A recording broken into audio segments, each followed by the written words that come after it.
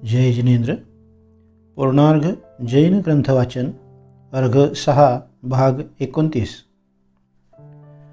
वनस्पती कायिकांचे 2 भेद आहेत, एक सूक्ष्म, 2 बादर। बादर वनस्पती कायिक 2 प्रकारचे आहेत, प्रत्येक शरीर बादर आणि साधारण शरीर।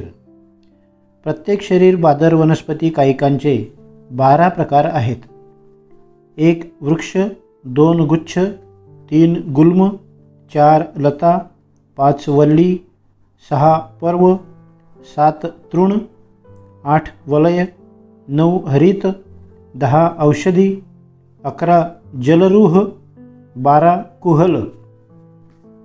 आधुनिक वनस्पती विज्ञान देखील वरील सर्व भेदांना मान्य करते। संक्षेपाने त्याचा उल्लेख पुढील प्रमाणे: ज्या एका शरीराचा एकच जीव मालक असतो त्या वनस्पतीला प्रत्येक शरीर वनस्पती कायिक जीव म्हणतात। पुष्कळशा मोहऱ्या किंवा तीळ गुळात मिसळून त्याचा एक लाडू बनविला। लाडूचा पिंड एक असला तरी मोहरीचा आणि तिळाचा प्रत्येक दाणा स्वतंत्र असतो।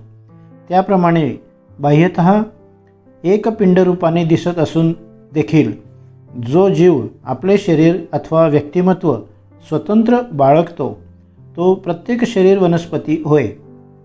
पूर्ण रूपात असणारा जीव प्रत्येक शरीरी आहे आणि त्याच्या वेगवेगळ्या भागात संयुक्त रूपाने राहणारे देखील प्रत्येक शरीरीच होत। एकदा काही सज्जनांसह स्वर्गीय बाबू छोटेलालजी यांनी झाडाच्या पानात, फुलात, बी वगैरेमध्ये अलग अलग जीव आहेत अथवा नाहीत अशी शंका श्री जगदीशचंद्र बोस यांच्या प्रयोगशाळेकडे केली। प्रयोगशाळेत यंत्राच्या साहाय्याने त्या प्रत्येकात जीव असल्याचे दाखवून दिले। साधारण वनस्पती कायिक अथवा निगोद जीव हे जीव इतके सूक्ष्म असतात की कुठल्याही परिस्थितीत ते डोळ्याला दिसू शकत नाहीत। तसेच बादर निगोद जीवांचा शरीरपिंड जर तो अनंत जीवांचा पिंड असेल तरच तो दिसू शकतो। ज्या वनस्पतींचे मूळ, स्कंध, शाखा, पान, फूल आणि फलाचा मोडून तुकडा केला असता चाकूने कापल्याप्रमाणे त्याचे 2 तुकडे झालेले दिसतात, ही वनस्पती अनंत साधारण वनस्पती आहे। तिचे अबक, पणक, शैवाल इत्यादी अनेक प्रकार आहेत। बादर वनस्पती कायिक जीव देखील संपूर्ण लोकात उत्पन्न होतात। वनस्पती सर्वत्र जगात आहे या जैन दर्शनातील सूत्राबाबत आकाशात रोपे शीर्षक उदाहरण पाहण्याजोगे आहे। कॅलिफोर्निया युनिव्हर्सिटीच्या इलेक्ट्रो ऑप्टिकल सिस्टीम विभागातील डॉक्टर फ्रेड एम जॉन्सन यांनी संशोधनात्मक एक निबंधात म्हटले आहे की दूर अंतरिक्षात पसरलेल्या धुळीकणाबाबत ते मैफ्राईट अथवा बर्फापासून बनले आहेत असे साधारणतया म्हटले जाते। ते आता बरोबर वाटत नाही। स्पेक्ट्रम परीक्षणाच्या आधारे मला असे वाटते की ते कण फ्लोरोफिलपासून बनले आहेत। सर्वच झाडाझुडपांना हिरवा रंग देणारी ती वस्तू क्लोरोफिल होय। सूक्ष्म वनस्पती कायिकाबाबत जैन साहित्यात म्हटले आहे की त्यावर कोणत्याही पदार्थाचे मरण, छेदन, भेदन, शीतताप स्वरूप प्रभाव पडू शकत नाही। हीच गोष्ट खालील उदाहरणावरून स्पष्ट होईल। अमेरिकेच्या अंतरिक्ष प्रयोगशाळेत केलेल्या प्रयोगावरून हे सिद्ध झाले आहे की प्लैवोवेक्टिन जीवाणू अतिसूक्ष्म आणि अद्भुत प्राणी आहेत, कारण त्यात जन्मही नाही, मृत्यूही नाही, विकासही नाही आणि नाशही नाही।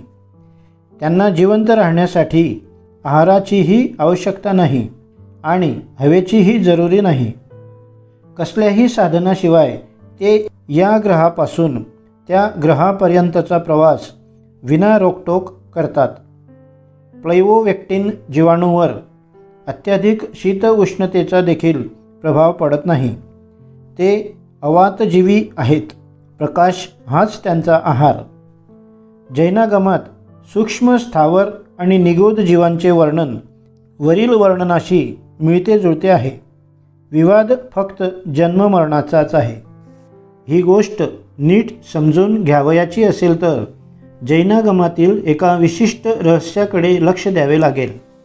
जैन दर्शनात निगोदी जीवांच्या शरीराच्या जन्ममरणाला निगोदी जीवांचे जन्ममरण म्हटलेले नसून ते शरीर जसेच्या तसे राहून देखील त्या शरीरातील अनंत जीवांचे जन्ममरण सतत चालू असते असे सांगितले आहे.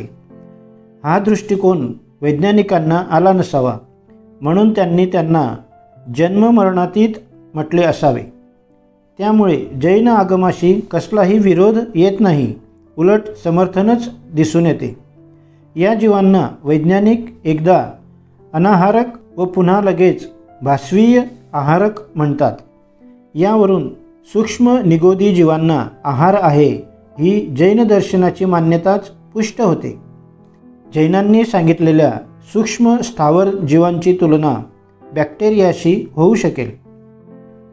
पणक, सार्देष्टिक भूमिकुड्योद्भव कलिका हिलाच वैज्ञानिक फिनोरिया म्हणतात. किण्व, वर्षाकालोभ्योदय छत्राणी, छत्रीच्या आकाराची पावसाळी वनस्पती. शिळ्या अन्नावर अथवा कुजलेल्या लोणच्यावर जी बुरशी येते तिला आगमात कुहण आणि विज्ञानशास्त्रात फुंगी म्हटले जाते. शैवाल, उदक गतकायिका हरितवर्णः. कवक, रुंगोद्भांगुराः जटाकाराः. या दोहोंना विज्ञान आल्जी असे संबोधते. खमीर, वनस्पतीवरील पांढरट पापुद्रा. याला लुई पाश्चर यांनी वनस्पती कायिक जीवकोश असे सिद्ध केले आहे. हा पांढरटपणा मनुष्याच्या त्वचेवर देखील उगवतो. याला इंग्रजीत इष्ट म्हणतात. पीठ किंवा शरबत आंबवण्यासाठी एक पेशी शेवाळ वजा बुरशीच कारणीभूत आहे. पेनिसिलिनसारख्या औषधी अशा बुरशीपासून बनवतात.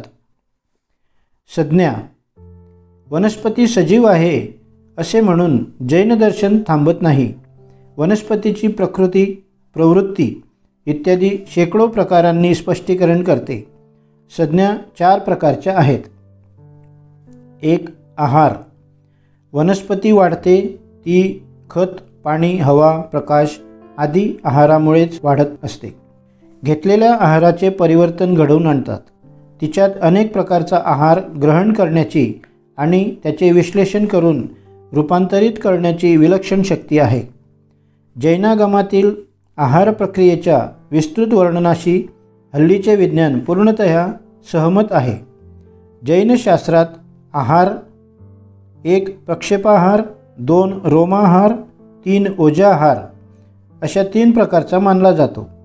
शरीराने घेतल्या जाणाऱ्या आहाराला ओजाहार, त्वचेवरील रोमस्पर्शाद्वारे घेतल्या जाणाऱ्या आहाराला रोमाहार आणि तोंडावाटे घास करून घेतल्या जाणाऱ्या आहाराला प्रक्षेपाहार म्हणतात.